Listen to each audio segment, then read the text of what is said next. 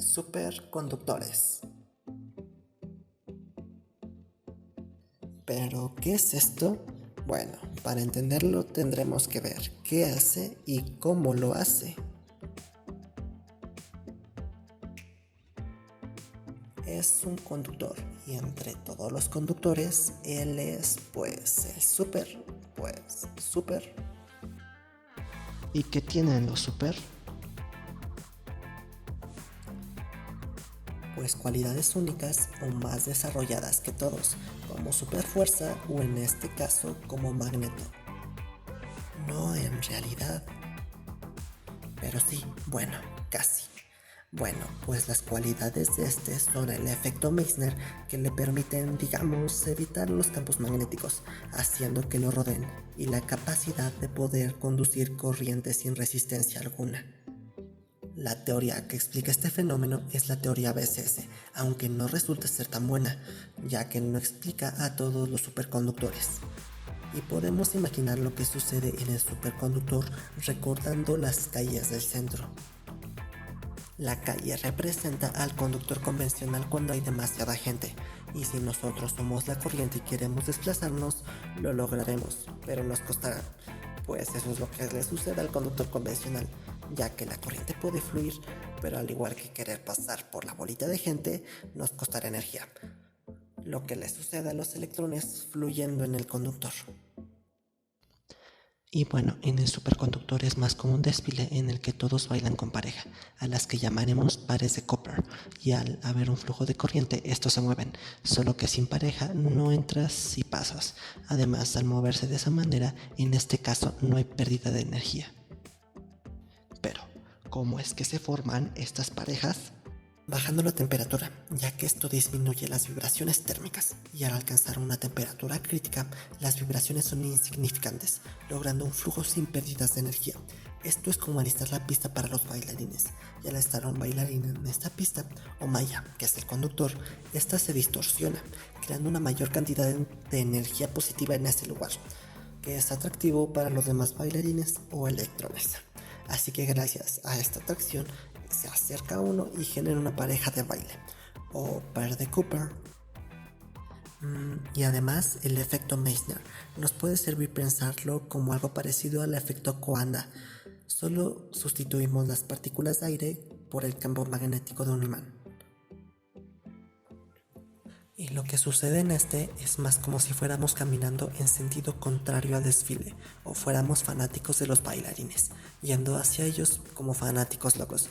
Pero al intentarlo, los bailarines se empiezan a mover, y como es de esperar, aparece un policía, o campo de Faraday en este caso, que nos sacará de la pista o escenario. Solo que estos policías son creados por el movimiento de los bailarines o electrones al moverse en presencia de los fanáticos o campo magnético. Así que el superconductor empuja a este campo magnético o fanáticos hacia afuera, no quedando más que rodearlo.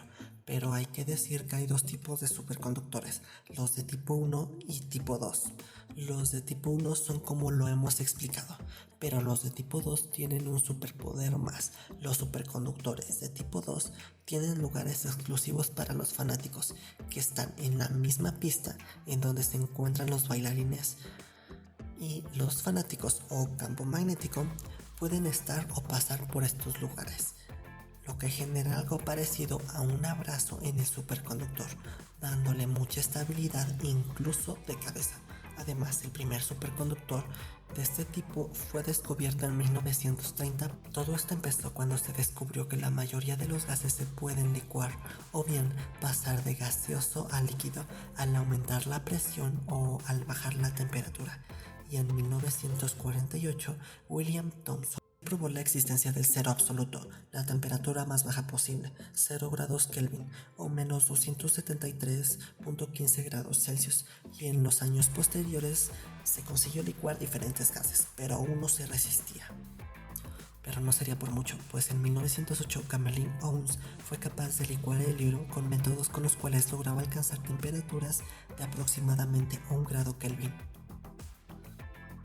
Además de esto, decidió estudiar la variación de la resistencia eléctrica en los materiales con temperatura de este tipo, y tras varios experimentos notó que con el mercurio la resistencia eléctrica disminuía bruscamente al alcanzar una temperatura de 4 grados Kelvin, bastante diferente que a temperatura ambiente, así que había descubierto el estado superconductor.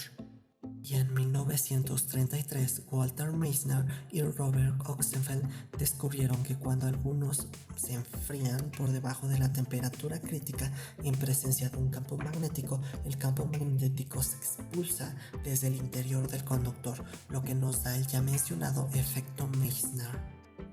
La teoría BCS, que recibe sus nombres de las iniciales de quienes la idearon, John Barden, Leon Cooper y John Robert Sturgeon, fue propuesta en junio de 1957, intentando explicar el fenómeno de la superconductividad, y se basa en el hecho que los portadores de carga no son electrones, sino parejas de electrones, los ya mencionados pares de Cooper, las parejitas de las que hablamos, aunque no lo explica al 100%.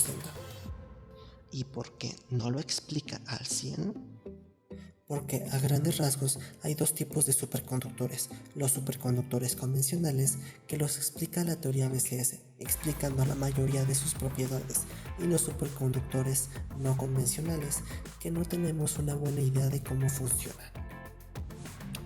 Todo este trabajo se aplica en la propulsión de trenes con diferentes tipos de funcionamiento, además de más áreas y las que faltan por ocuparse. Sí, pero hay que decir que el efecto Meissner, que hace que los superconductores se mantengan levitando, tiene un límite, como si a los bailarines de les asustara un público grande.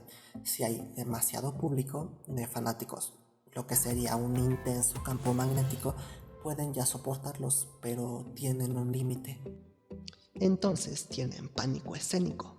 Los fanáticos serían las líneas de campo magnético, los bailarines, los electrones, y los policías, como el campo de Faraday.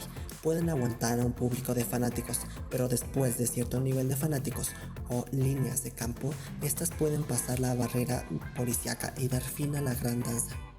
Gracias por ver el video. En la descripción encontrarán las fuentes y agradecimientos.